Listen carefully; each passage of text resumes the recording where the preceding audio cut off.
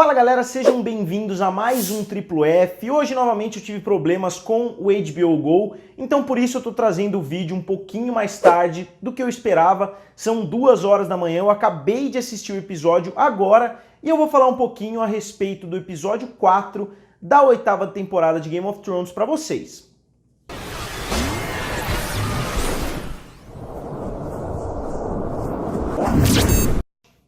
E galera, se vocês ainda não são inscritos aqui no canal Triplo F, não deixe de se inscrever e acionar o sininho que me ajuda bastante. E eu já devo dizer logo de cara que eu achei este o melhor episódio da 8ª temporada até o momento, mesmo que algumas coisas tenham me incomodado um pouquinho, mas eu acho que o desenrolar do episódio fluiu mais parecido com os episódios mais antigos de Game of Thrones, com várias coisas acontecendo ao mesmo tempo e algumas ocasiões bem importantes salpicadas no decorrer do episódio. Nesse episódio, por exemplo, é rara aquela cena que não avança um pouquinho na história, que não avança a narrativa pra frente e não tem uma cena de batalha épica como no episódio anterior, mas eu acho que isso não afeta a qualidade do episódio, porque, como eu disse, ele consegue sempre avançar mais na história. E uma cena muito bonita já no começo do episódio, a cena dos corpos queimando ali, a gente vê os heróis que sobreviveram queimando os heróis que morreram. E eu fico curioso porque muitas pessoas estavam fazendo memes na internet falando a respeito de como que eles tirariam todos aqueles corpos e a gente não viu nada a respeito disso, que eu achei legal, até porque seria um desperdício de tempo. A gente já viu ali tudo pronto para ser queimado, que deve ter dado um trabalho bem grande. E depois a gente vê que continua existindo o atrito entre a Daenerys e entre o Jon Snow, e principalmente a Sansa e o Varys começam a perceber e tentam capitalizar um pouquinho desse atrito que está surgindo. E a Daenerys ali, ela decide transformar o Gendry em Lord Baratheon, ou seja, o Gendry agora deixa de ser um bastardo e passa a ser um Lord. Eu achei uma cena bem legal, porque eu gosto do personagem do Gendry e eu acho que ele merece esse título, mas a Dany claramente fez por causa de um joguinho de poder interno que ela tá com o Jon Snow. E eu acho muito legal que a gente vê na cara do Varys nessa cena que ele começa a sentir o atrito, ele começa a sentir no ar ali a tensão e isso muda completamente as decisões dele dali pra frente. A gente vê mais uma conversa legal ali entre o Tyrion e o Bran também. Eu acho que os dois funcionam muito bem juntos e eu acho que eles poderiam explorar um pouquinho melhor o relacionamento entre os dois que está surgindo, mas o Bran, ele já cansou de falar isso várias vezes no decorrer da série, ele não tem interesse por mais nada terreno, ele não tem interesse em conversar com as pessoas, em dividir as informações, e eu sinceramente achei que alguma coisa fosse acontecer com ele quando o Rei da Noite morresse. A gente viu que o Rei da Noite foi morto pela Arya no último episódio, mas nada de importância, nada de relevância muito grande aconteceu com o Bran. Eu achei que pelo menos ele ia dar alguma explicação a respeito do que aconteceu, a respeito do relacionamento do Rei da Noite com o Corvo dos Três Olhos, mas acabou ficando nisso mesmo. Eu particularmente já fiz as minhas pazes aí com o fato que o Rei da Noite já morreu, foi uma coisa que surpreendeu bastante porque eu esperava que ele fosse ser o grande inimigo pela série ser chamada de A Song of Ice and Fire, né? Que é a história do gelo e do fogo. Eu acho que ele merecia ter sido o grande vilão porque ele foi planejado desde a primeira temporada. Mas surpreendeu, ok, bola pra frente. Agora a grande inimiga da 8ª temporada é a Cersei. E eu achei legal a Daenerys parabenizando a Arya Stark. E eu achei que nesse momento eles iam contar um pouquinho mais como a Arya conseguiu fazer aquilo, mas também, como eu falei, ficou pra trás, agora o inimigo é outro. Teve uma cena que eu achei muito boa logo no começo do episódio, quando a Dany olha e vê o Tormund ali pagando um pau ali pro Jon Snow, falando que ele é o cara, que ele anda em dragões, que não sei o quê.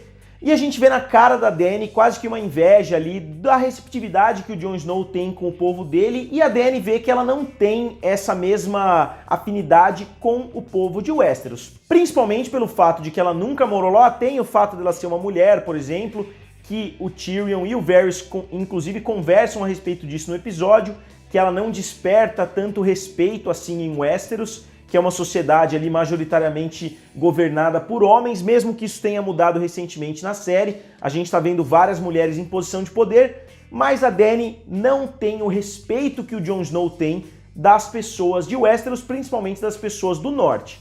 E isso criou um atrito já entre os dois, e eu acho que vai criar mais ainda daqui pra frente, principalmente porque a gente vê que a Dany tá cada vez mais discordando das decisões do Jon Snow, do Tyrion, do Varys e etc. E o triângulo quase amoroso ali entre o Tormund, a Brienne e o Jaime finalmente chega ao fim. Tem uma cena bem esquisita ali, começa bem esquisita entre o Jaime e a Brienne, mas eu acho que a cena acaba fluindo de uma forma bem legal e de uma forma que a gente consegue entender porque os dois têm uma relação muito boa no programa, os dois têm diálogos excelentes, mas não necessariamente eles eram vistos como um possível casal no decorrer das temporadas. E agora a gente vê que esse casal se formou, mesmo que ele não tenha durado tanto tempo assim, porque a gente vê logo no final do episódio o Jaime abandonando novamente o Winterfell para voltar ou para os braços da Cersei ou possivelmente para matar a Cersei e encerrar de vez essa história. E já que eu tô falando do Jaime, vale lembrar também da cena do Bronn, que foi uma cena muito legal, foi o melhor diálogo do episódio, eu achei, a conversa entre o Bronn, o Tyrion e o Jaime, mas eu realmente acho que a Cersei tinha que ter planejado isso de alguma forma. A Cersei de alguma forma previu que o Jaime iria voltar com essa visita do Bronn, porque ela não é nem um pouco burra. A gente que é espectador conhece o Bronn o suficiente para saber que ele ia tentar atrair ela, que ele ia tentar conseguir mais do que ela estava oferecendo, e foi exatamente o que aconteceu. Então, eu realmente acho que isso fazia parte de um plano maior dela, porque senão teria sido uma decisão extremamente estúpida. E outra dupla muito boa, que tem sempre diálogos muito curtos, mas que eu sempre gosto bastante, é a Arya com o Clegane. Eu acho que o diálogo dos dois é sempre bem seco, é sempre bem rápido, mas é sempre muito bom ver os dois juntos em cena. E um momento bem rápido que acontece também no começo é quando o Renly pede para casar com a Arya, e a Arya obviamente rejeita porque ela cansou de falar no decorrer de todas as temporadas que ela não é uma lady, que ela nunca vai entrar para esse tipo de vida. E tem uma cena nesse episódio que me lembrou até uma cena de Vingadores Ultimato, que eu não sei se vocês vão concordar, mas é quando a Sansa fala que todas as experiências dela no passado, todas as experiências terríveis que ela teve, foram o que formaram ela como pessoa, foram o que transformaram ela nessa mulher forte que ela é hoje. E eu achei legal porque ela tá tentando ver um lado positivo em tantas coisas horríveis que aconteceram com ela. E essa cena me lembrou brevemente aquela cena do Vingadores Ultimato, quando o Capitão América fala que as baleias estão retornando, que porque não tem mais tantos barcos, etc. E a Viúva Negra, inclusive, fala para ele parar de tentar ver o lado positivo em tudo. Então não sei se foi só eu, mas eu vi uma semelhança temática entre essas duas cenas. E obviamente não dá pra falar desse episódio sem falar da cena entre o Jon Snow e a Daenerys. Eu acho que eles não têm química nenhuma, eles continuam não tendo química nenhuma. Essa cena eu achei bem esquisita entre os dois, quando eles têm quase que uma conversa que os fãs já tiveram várias vezes. Pô, mas você é minha tia, como que o povo vai aceitar isso? E eu realmente acho que o Jon Snow mudou bastante com ela desde que ele descobriu o passado dele e obviamente esse atrito iria surgir em algum momento. E a gente vê no final da conversa que a Daenerys realmente não quer que ele conte pra ninguém, e a gente vê que ele não se importa muito com o que ela falou, mesmo ele chamando ela de rainha o tempo todo, falando que ele não quer o trono, ele acaba contando pra Sansa e pra Arya que ele é o herdeiro do trono, e a Sansa, mesmo jurando que não ia contar pra ninguém, na mesma hora ela já sai contando pra todo mundo. Ela conta pro Tyrion, e o Tyrion rapidamente conta pro Varys, e eu acho que é quase que o prego no caixão do Varys pra ele trair de vez a Daenerys. E eu achei muito boa a cena que o Bran diz que a escolha é do Jon Snow.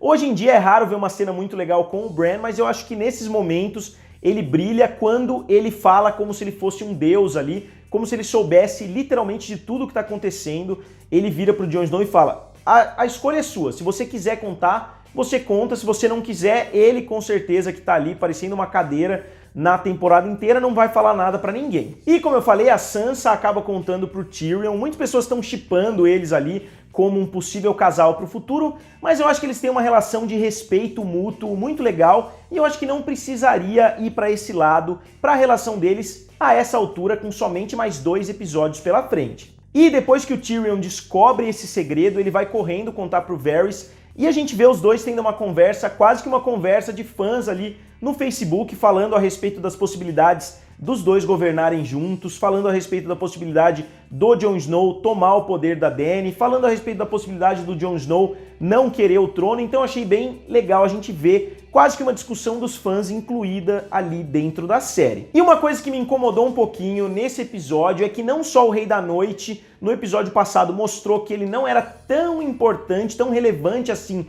para a série como ele parecia, a gente vê também, novamente, que os dragões não são aqueles seres invencíveis que a gente acredita que eles são desde ali do final da primeira, da segunda temporada.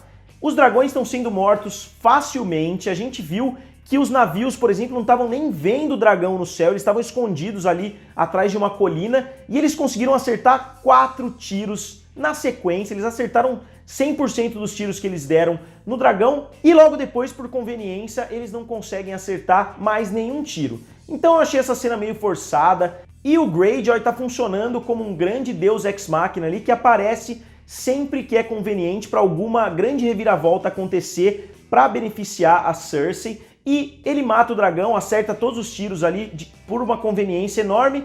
E ali, 5 minutos depois, ele já está em King's Landing falando com a Cersei. Então eu acho que ele consegue se teletransportar, ele consegue ir de um lugar para outro muito rápido.